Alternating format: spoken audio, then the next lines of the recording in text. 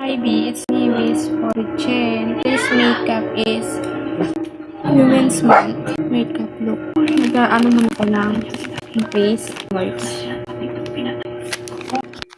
Next, mag-apply ako ng hair blossom.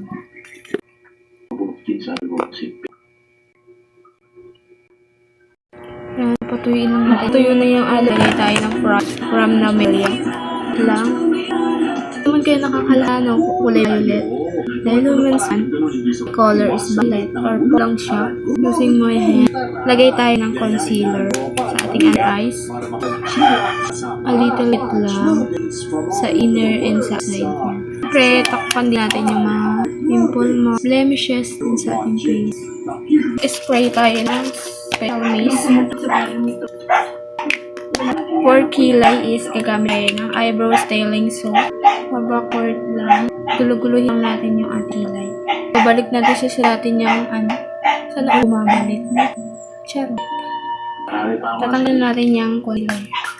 Fixers. Ganyan lang. Tap-tap lang natin. May parang gigigil. Ganyan lang siya. Para madali ma-blend. Pang gigilan yung brush.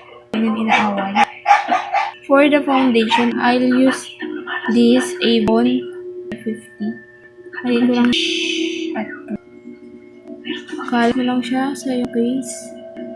At huwag mo nalagyan yung under eye mo kasi ng sponge. Blush. Pero lang natin yan. Patay ng brush. Kabila. Tayo ng pang-set natin na pants.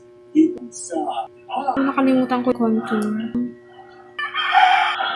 Right. Ito din.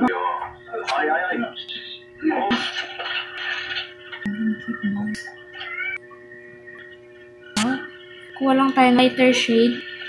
Mocha pala, hindi joke. Lagyan natin the shade is yung mas sa kanya. Tapos is ito lang natin is itong Anastasia pomade. Ganyan lang tayo. Ganyan. The curler na yung lashes na. Pati sa kabila. Mascara na rin tayo din. Itong purple lipstick naman. Purple lipstick.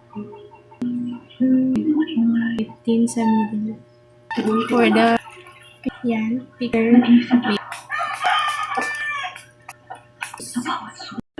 This is the final B na conversion yung dahil yung kailangan na tayo longer tapat or in power. Yan ang final ko.